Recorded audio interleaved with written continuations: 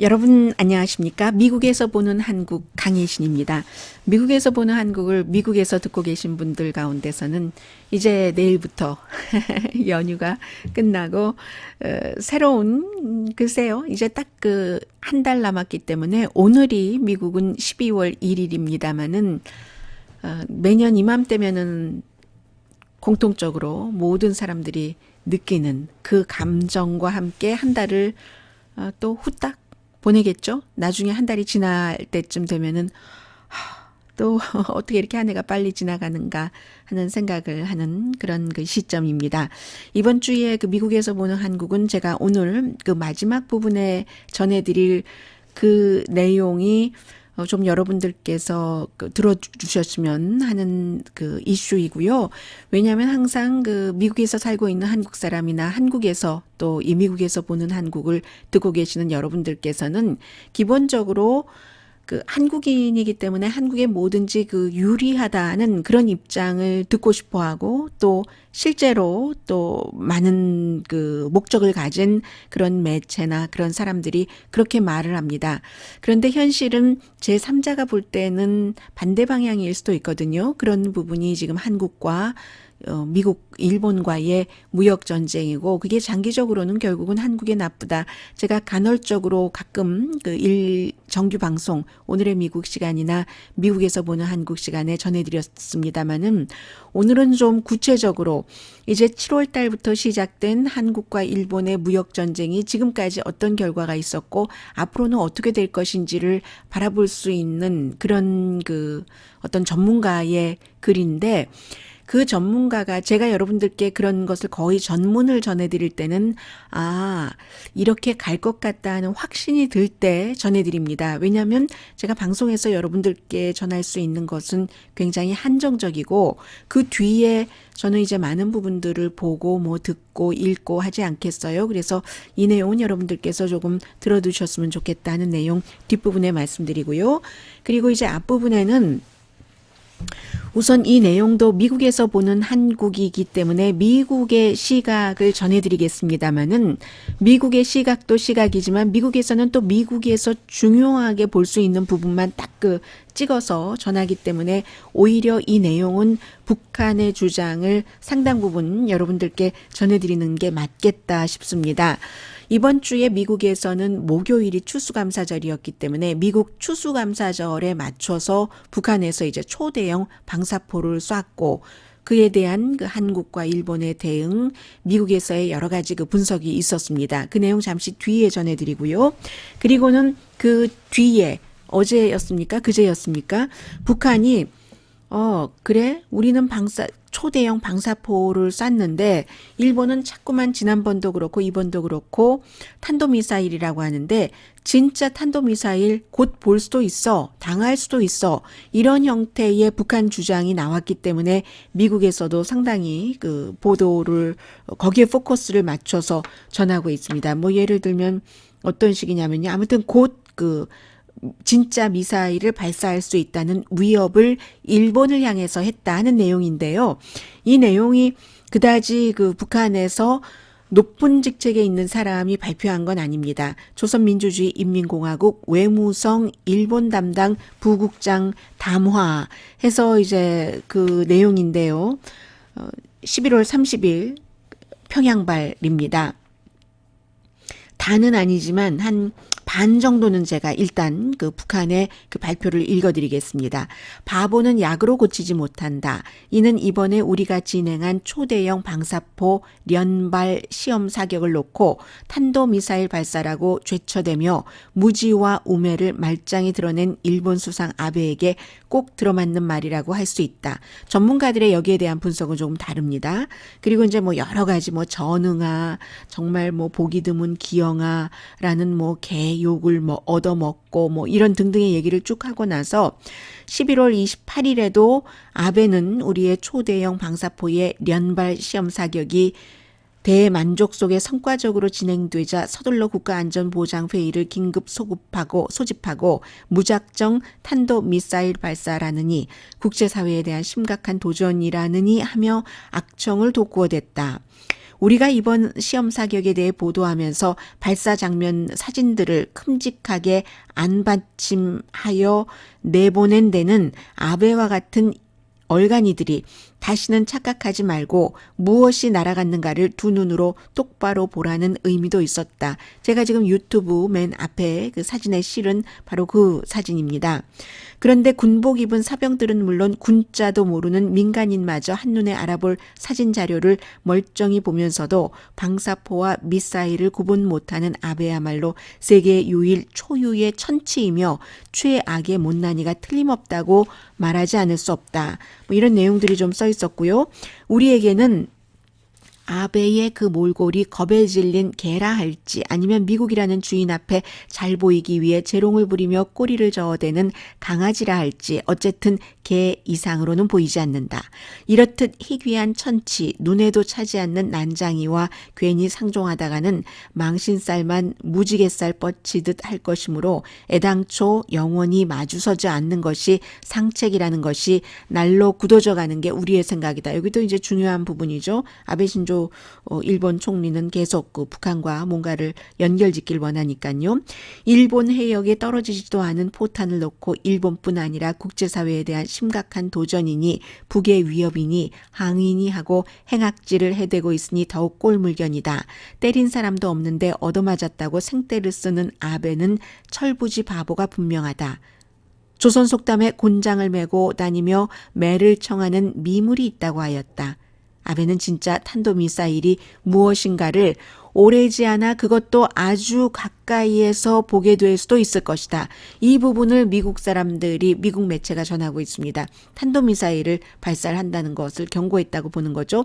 그때 가서는 방사포탄과 탄도미사일이 어떻게 다른 것인지 잘 대비해보고 알아둘 것을 권고한다. 아베는 정말로 구석구석 어느 하나 부족함 없는 완벽한 바보이고 둘도 없을 희대의 정치 난장이다. 평양은 아베라는 물건을 이렇게 품평한다 하는 내용이었거든요. 여기서 이제 보면은 북한은 계속 미사일이 아니라 방사포라고 강조를 합니다. 이게 이제 트럼프 대통령과 약속을 어기지 않았다는 그런 것인데 여기에 대해서 정말로 왜 그럼 일본은 계속 미사일이라고 얘기를 하는지 그런 내용들까지 해외에서는 전부 그 분석을 하고 있습니다. 누구 말이 맞는가? MIT의 조 교수로 요즘 그 북한 관련 많은 그 의견을 내놓고 있는 BP 나랑 교수는 양측 말이 다 맞을 수도 있다라고 얘기하는데 이번에 그 초대형 방사포가 KN-25 라켓 이라서 글쎄요. 다연장 로켓포 여러 발의 그 로켓톤을 동시에 발사하는요. 좀 네모나게 그 어떤 그 상자처럼 그런 모양 형태로 해서 촉촉촉촉 나오는요. 그런 것인데 그런데 대부분의 전문가들은 탄도미사일로 본다는 거죠. 왜냐하면 그 크기에 있어서나 초대형 테크놀로지가 있어서 실제 탄도미사일의 테크놀로지라든가 크기이기 때문에 라고 얘기하고 아베 신조가 계속 탄도미사일이라고 하는 것은 그러므로 북한은 유엔 결의안을 위반했다는 말을 하고 싶은 거고요. 그런데 이제 북한의 말도 맞다는 거죠. 일단 그 시스템적으로, 기능적으로, 의미적으로는 다연장 로켓포 여러 개의 로켓탄탄을 동시에 발사하는 말씀드린 것처럼 뭐 군대 다녀오신 분들 다 아시고 미국에서도 이런 장난감 많거든요. 아이들 주는 장난감 이런 그 멀티 로켓 그 시스템에 탄도미사일과 북한은 다르다는 얘기고 그렇지만 전문가는 이것을 장거리로 할 수 있기 때문에 일본의 주장도 맞다고 보고 있는 겁니다. 그래서 과연 이제 그 앞으로 어떻게 할 것인가 북한이 한 달밖에 남지 않았는데 북한이 말한 미국이 뭔가를 양보하지 않으면 뉴웨이로 가겠다고 했는데 그 뉴웨이가 무엇인가 여러 전문가들이 지금 계속 연달아서 반복해서 얘기를 하고 있습니다. 장거리 미사일을 미국까지 다다를 수 있는 것을 발사를 한다던가 아니면 세계에 역시 북한의 파워를 보여주는 핵 파워 미국까지 도달할 수 있다는 그런 핵폭탄 그 실험을 한다던가 그 두 가지밖에 없다고 헤리 카지아니스 지금 그 Center for 그 National Interest 역시 북한 문제 요즘에 많이 연구하고 있는 띵크탱크죠. 여기에 한국학 소장이 얘기를 하고 있습니다. 특히 이제 박스 뉴스에 나와서 얘기를 많이 하고 있어요. 하긴 이분은 요즘 한국 매체에도 많이 인터뷰를 하더군요. 어쨌든 그런 두 가지밖에 없다라고 얘기를 하고 있고, 만약에 도널드 트럼프 대통령이 북한에 많은 것을 양보를 한다면, 그러면 일부 공화당 의원들조차도 탄핵을 지지할 수가 있고, 그런데 그 양보도 어느 시기에 하느냐에 따라서 다르지 않겠어요?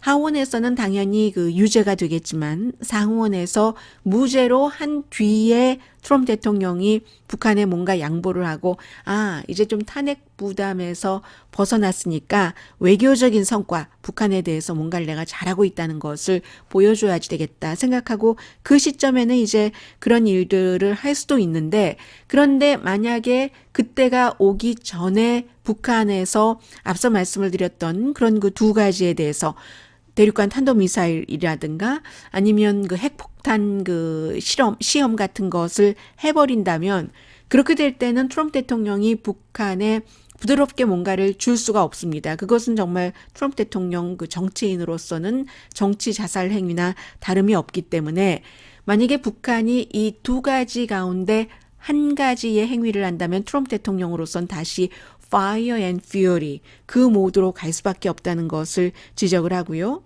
그런데 트럼프 대통령이 북한 문제를 놓고 파이어 앤 퓨리로 가기는 쉽지 않을 것 같습니다.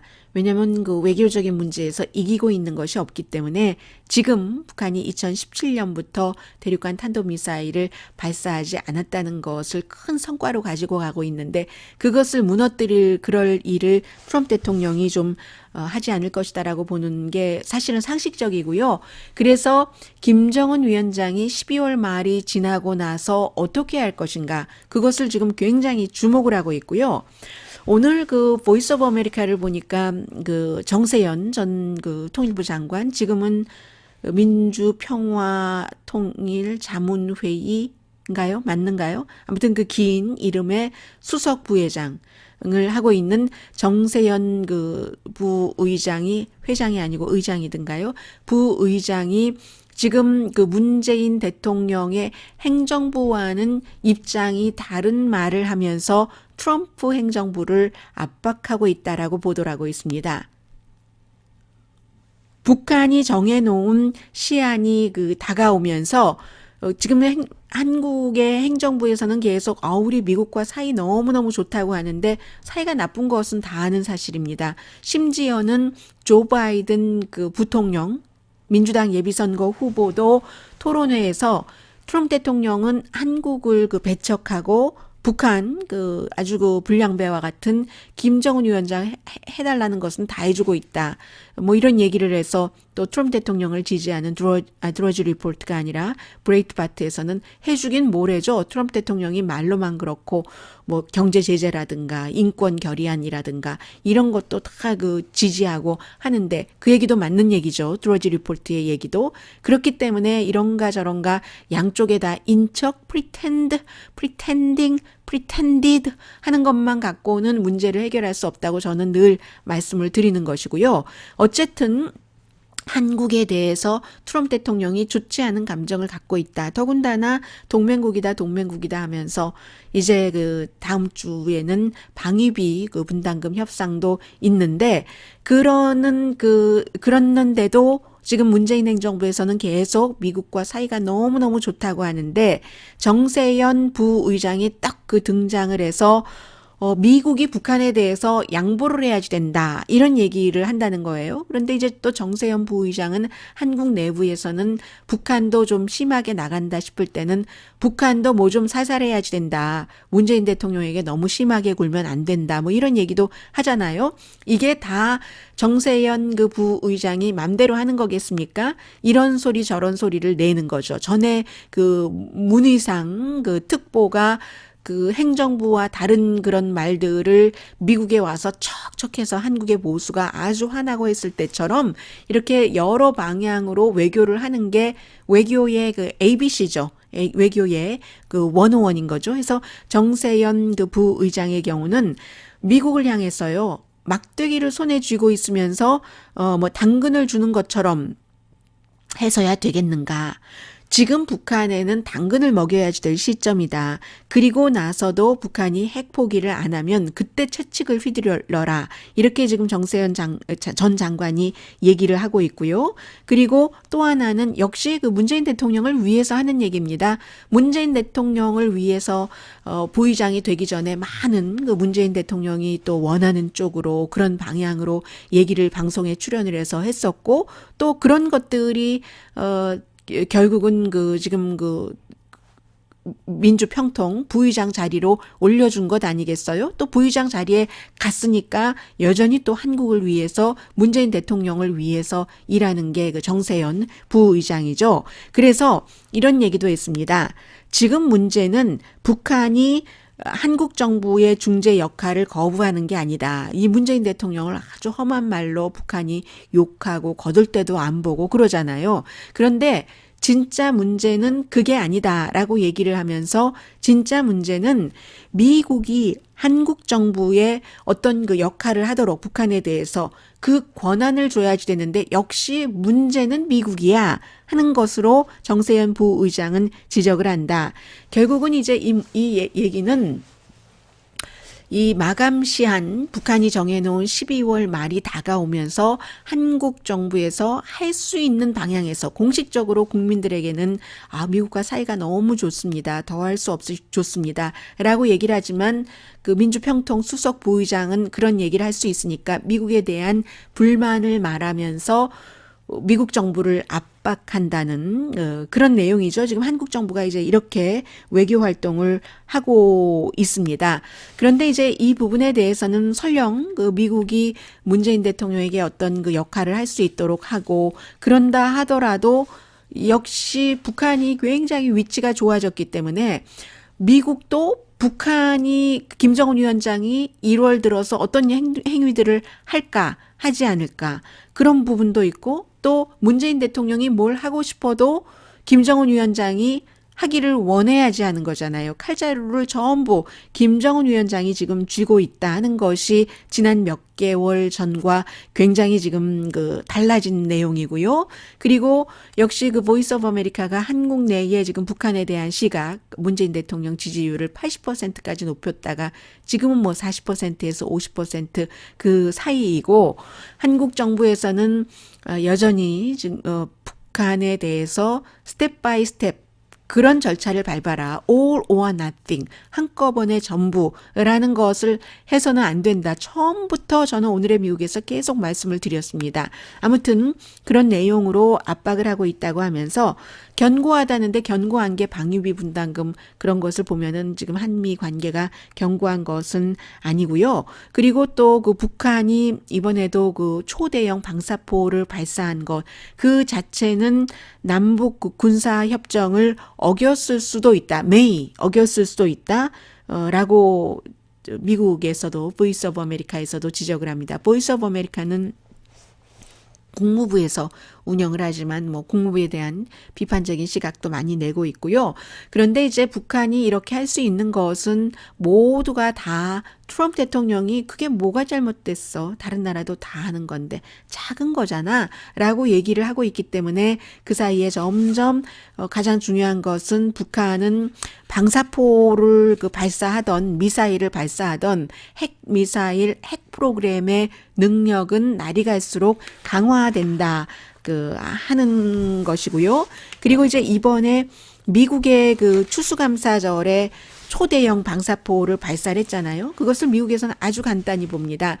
이제 북한이 중요한 이런 핵 발사를 할 때는 미국의 국경일에 맞춰서 2년 전에도 탄도미사일 발사할 때 그리고 이제 화성 15호 11월의 마지막 날 할 때 그런 때도 그 전에가 7월 4일 미국의 독립기념일에 이제 아주 중요한 기술 같은 것을 발사를 했고요. 이번에도 동부가 이미 날이 밝아서 추수감사절에 드러지 리포트의 표현에 따르면 Thanksgiving Day 때 전혀 unthankful한 전혀 감사하지 않은 그런 선물을 트럼프 대통령에게 보냈다. 초대형 방사포라는 발사체를 통해서라고 얘기를 하고 있고 역시 미국에서도 한국의 군 당국이 아주 오랜만에 유감의 뜻을 표시했다는, 이 정도 되면은 유감의 뜻을 표시하지 않기는 좀 어려웠을 것으로 보입니다. 그래서 일부에서는 군 당국에서 오랜만에 이런 것을 했네 하지만 군 당국에서 발표를 할 때 글쎄요, 그 청와대와 전혀 교감이 없었을까? 대통령이 이런 발표를 허락하지 않았는데 했을까? 뭐 그랬을 것 같지는 않다 하는 게 이제 그 상식적인 선에서의 생각이겠죠. 그리고 이제 중국 때문에 결국은 미국에서도 중국이 그 북한 핵 문제를 풀어나가는 데 있어서 도움이 되는 국가냐, 걸림돌이 되는 국가냐, 여기에 대한 논쟁이 끊이질 않는데 최근에는 걸림돌이다. 중국 자체가 문제다라는 지적이 많이 있습니다. 왜냐하면 뭔가 그 미국을 도와서 할 수 있는 것처럼 하다가도 결정적인 순간에는 미국이 강한 경제 제재를 풀어주지 않았을 때 중국의 관광객을 지난해에 120만 명이나 보내고 해서 숨통을 최소한의 어떤 그 숨통을 트여주고 있기 때문에, 그리고 북한으로서도 중국이 최소한 먹고 살 수 있게까지는 해주기 때문에 미국에 대해서 버티기를 할 수 있는 것이기 때문에 결국은 그 중국이 걸림돌이다라고 얘기하지만 그렇다고 북한 문제에 있어서 중국을 절대로 버릴 수가 없습니다. 중국을 버리고는 아무것도 그 할 수가 없는 것이기 때문에 이제 그런 부분들이 있고요. 그래서 중국은 정말로 그 미국에 있어서 그 핵 문제를 풀어가는데 아주 도움을 받기는 받아야지 되는데 아주 어려운 숙제죠. 그래서 이제 이런 때 그 외교력이 그 필요한 것이고요. 자, 지금부터는 제가 여러분들께 오늘 미국에서 보는 한국 시간에 가장 전해드리고 싶었던 그런 내용을 전해드리겠습니다. 한국과 일본과의 무역 전쟁은 이제 시작이라는데요. 그런데 스탑할 수 있는가?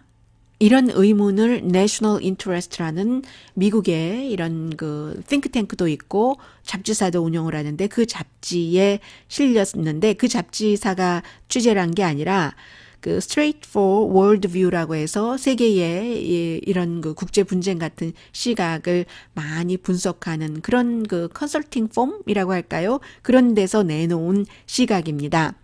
미국과 중국과의 무역 전쟁과는 달리 지금 한국과 일본과의 무역 전쟁에는 아주 뿌리 깊은 역사와 또 현대의 정치, 과거의 역사와 현재의 정치가 얽혀 있기 때문에 굉장히 이것을 풀기가 힘들다 하는 것이고, 그리고 그 한국의 경우는 수출 중심이기 때문에 여러 가지 그 일본에 비해서 피해가 결국은 많을 수밖에 없다는 얘기를 하고 있습니다.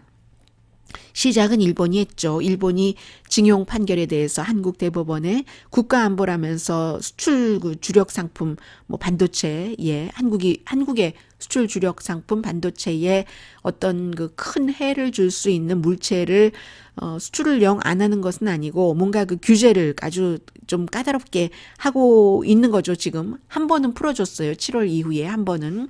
그런데 이제 문제는 그 풀어준 그 물체가 문제가 아니라 풀어주지 않은 그 두 개의 물체가 더 문제고요.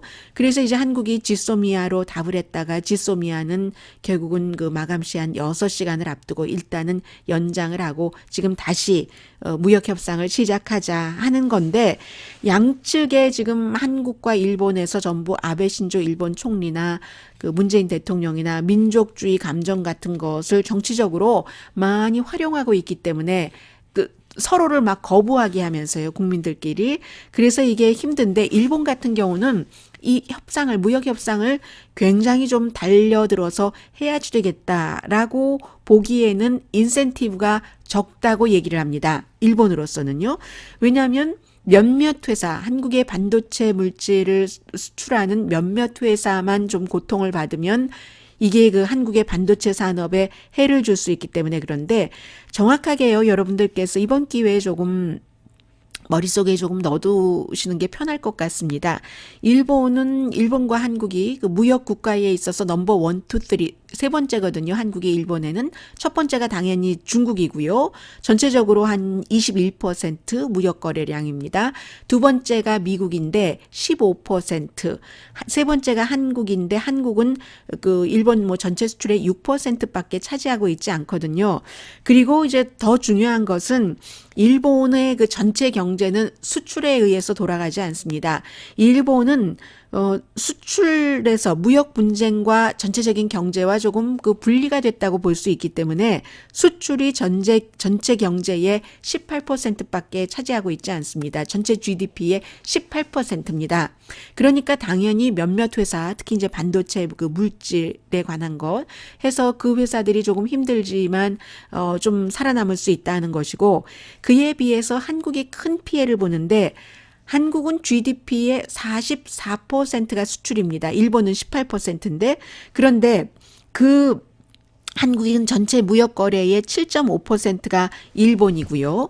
그런데 이제 어쨌든 그 수출 자체가 경제의 큰 규모이기 때문에, 그런데도 지금 그 문재인 대통령이 계속 그 일본에게 강경한 그 자세를 취하면서 그 본인의 그 유권자 기반을 굉장히 강화하고 있는데, 지금 이제 남북 문제가 제대로 되고 있지 않고 한국 경제도 힘들고 미국과 중국의 무역 전쟁에서 또 피해를 보는 부분도 있고 세계 경제가 그동안 굉장히 슬로우했었던 그런 부분도 있기 때문에 그 한일 간의 그 여러 가지 그 감정 같은 것을 내년 그 4월 달에 선거에 어떻게 활용을 해야지 되는가. 이 정치인으로서는 당연한 계산이고요. 또 큰 정치적인 목적을 이루기 위해서 또 해가는 하나의 그 전략이기도 하는데, 지금 그 이 분석에 따르면 내셔널 그 인터레스트가 그 정리를 그 해준 그 Straight for 그 World View라는 곳의 분석에 따르면 문재인 대통령이 어쩌면 이런 계산을 할지도 모르겠다. 한국 경제가 조금 더 나빠지더라도 어떠한 그 정부의 이미지, 우리는 이렇게 일본에 대해서 강경하게 대할 수 있다. 이 이미지를 더 중요하게 생각하고 있기 때문에 앞으로 몇 개월 사이에 한국 경제가 더 나빠질 수도 있다라고 보고 있고요. 뭐 일본도 마찬가지죠. 아베 신조 일본 총리가 보수층을 아주 결집시키기 위해서 한국에 대해서 강경한 태도를 취할 수도 있는데, 우선 이제 양국에서 그 피해를 보면은요, 일본 무역의 그 피해 측은 소비재 상품이 되는 거죠. 뭐 맥주라든가 TV, 또 맥주를 포함한 술, 맥주가 많으니까요. 컴퓨터 등등. 그런데 앞서 말씀드린 것처럼 전체 경제의 18%밖에 차지하지 않고 한국은 전체의 그 수출에서도 6%니까 큰 그 피해는 없다는 겁니다. 그리고 일본의 그 케미컬 회사들은요, 한국에 지금 그 세 가지를 주고 있는 그 케미컬 회사들은 다변화를 이미 추구했기 때문에 지금까지는 오케이랍니다.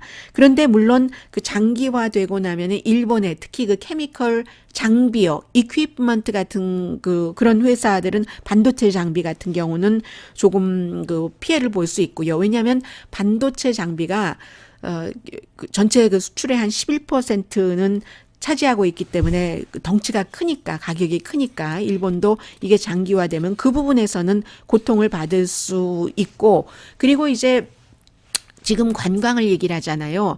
2020년 7월까지도 이 무역 전쟁이 완전히 문제가 풀어지지 않는다면은 한국에서 그 보이콧을 할 수 있잖아요. 관광객들, 일본 올림픽. 그런데 이미 일본은 이것도 중국 쪽으로 다변화를 했기 때문에 올해 1월부터 지금까지 한국 관광객 줄어든 것의 한 13.5% 정도는 중국 관광객들이 채워주고 있고, 그 중국 관광객들이 더 늘어나고 있다라고 얘기를 하고 있습니다. 중국인의 일본 관광이 1월 이후에 5% 정도가 늘어났다고 하거든요. 계속 늘어나고 있고요. 그에 비해서 이제 한국 피해는 가장 큰 피해가 당연히 반도체 회사가 되겠죠. 그리고 이 반도체 회사가 한국 국가 경제의 44%를 수출이 차지하고 있는데, 그 수출의 20%, 5분의 1은 또 반도체 회사가 하고 있는 거잖아요. 그래서 이제 지금 그리고 그 같은 그 화학 물질의 44% 어떤 것은 또 어떤 것은 90%를 일본에서 들여오고 있는데 아직까지는 좀 쿠션이 남아 있답니다. 왜냐하면 지금 완전히 금지한 것이 아니라 규제를 강화해서 수출할 때마다 그때마다 검사를 좀 해서 기간도 많이 걸리고 한다는 것이라서 한번 컨테이너는 그 일본에서 한국으로 갔으니까는요. 그런데 이제 다행스럽게도 지금 세계에서 반도체의 수요도 좀 줄어들고 뭐 가격이라든가 이런 것들 때문에 한국에도 지금까지는 이제 큰 피해가 일본보다 많기는 많지만 이 부분에서 견딜 수 있는 정도인데 그런데 2020년에 테크놀로지가 너무 빨리 발전을 하고 있기 때문에 뭐 아마존이라든가 마이크로소프트 같은 데서 크라우딩 서비스를 하면서 뭔가를 한국에다가 요구를 할 때 그게 제대로 되지 않고 이럴 때는 이제 다시 비용이라든가 아니면 뭐 타임테이블 같은 거 제때제때 딜리버리 해주는 이런 것이 얽히면서 한국의 그 반도체 산업이 큰 피해를 볼 수 있고요. 물론 한국에서 다변화를 한다는 얘기를 많이 하고 있잖아요. 한국 자체에서도 개발을 하고 있고 이미 개발되는 것이 쓰여지기도 하고 중국 같은 데서 많이 수입을 하고 그래서 우리는 아무런 문제가 없다라고 얘기를 하지만 그것은 한국에서 한국 정부가 하는 얘기고 한국 정부를 아주 노골적으로 지지하는 매체, 노골적으로 지지하는 저널리스트들이 하는 얘기입니다. 그렇기 때문에 그런 얘기는 결코 그 약이 되지는 않죠. 문제를 정확하게 보는 것이 정확하게 얘기를 해주는 것이 사람들에게 솔직하게 얘기를 해주는 것이 오히려 약이 될 수가 있잖아요. 눈 가리고 그렇게 하는 것은 오히려 독이 된다고도 생각이 되는데 왜냐하면 이런 문제 때문에 그렇습니다. 물론 그 SK 하이닉스라든가 국내의 여러 제품들을 쓰고 있고 삼성도 중국에서 아니면 뭐 일본의 회사에서 만든 그런 그 화학 물질이라 할지라도 그 공장이 해외에 있으면 일본의 규제를 받지 않으니까 그런 식으로 그게 이제 다 쿠션인 거죠. 지금까지 하고는 있지만 그 한 가지만 그렇게 되는 겁니다. 그 플로라이드 수소 그것만 그렇고 다른 두 가지는 그런 형태로 국내나 중국이나 내서 대처하기를 해외에 있는 일본 공장에서 대처하기가 쉽지가 않답니다. 왜냐하면 그 다른 두 가지가 거의 뭐 90%가 일본이 독점을 하고 있기 때문에 예를 들어 어떠한 물질의 90%, 99%를 그 중국이 독점하고 있는 그런 경우가 있잖아요. 얼스 이런 그런 거요. 그런 것처럼 이번에 한국에 규제하고 있는 일본의 이 물질들이 두 가지는 90%가 일본이 독점하고 있기 때문에 이것을 한국 정부나 한국의 그 정부를 노골적으로 지지하는 매체들이 정말 철없다고 저는 생각이 됩니다. 사실을 사실대로 보도를 해야지 그게 아무리 문재인 대통령 정부를 그 위하는 마음이라 할지라도 그 위하는 게 아닙니다. 제대로 보도하고 제대로 방법을 찾는 게 위하는 것이지. 그래서 그게 그 쉽지가 않다. 그런 얘기요. 그리고 임시 협상이 시작된다 할지라도 맨 앞에 말씀드렸던 것과 마찬가지로 일본과 중국은 사실은 뭐 중국이 일본을 지배했던 것도 아니고 미국이 중국을 지배했었던 것도 아니고 그런 역사가 없고요. 식민적인 역사가 없고 그리고 또 하나는 지정 확산으로 바다를 끼고 있기 때문에 서로 네가 이기냐 내가 이기냐 이런 경쟁을 하긴 하지만 한국과 일본처럼 그렇게 딱 붙어서 이런 그 지정학적인 라이벌은 아니기 때문에 이게 참 그런 것들이 시작이 돼도 문제를 풀기가 쉽지가 않다. 그래서 지금부터 시작이다. 한국과 일본과의 무역 전쟁은 그런 표현이 지금 여기서 나왔다라고 말씀을 드리고요. 그리고 이제 많은 분들께서 어떤 분들께서 제가 이제 이렇게 그 미국에서 보는 한국이라든가 방송을 하고 나면은 그 저에게 굉장히 그 자유한국당에게 플러스가 되는 그 보도를 하고 또 더불어민주당에게 마이너스가 되는 보도를 한다 이렇게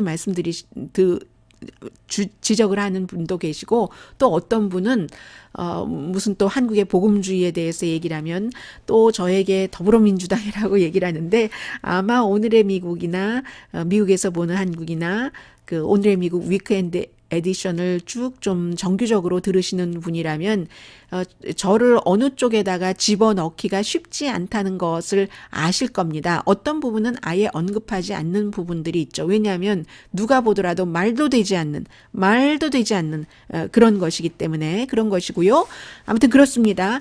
그래서 이제 또 하나는 지금 올해 얼마 안 남았는데 2016년부터 시작했잖아요. 한국과 일본들의 그 의원들이 이제 만나고 하는 그런 그 미팅이 이번에 일본에서 올해도 있어야지 되는데 결국은 문희상 그 국회의장이 그것도 올해 초네요. 2월인가요? 1월인가요? 했었던 그 발언 때문에 일본에서 우리 하지 말자 해서 거부해서 그 미팅, 의원들 간의 미팅을 이제 그 안 하기로 했다는 내용이 지금 들어오고 있네요.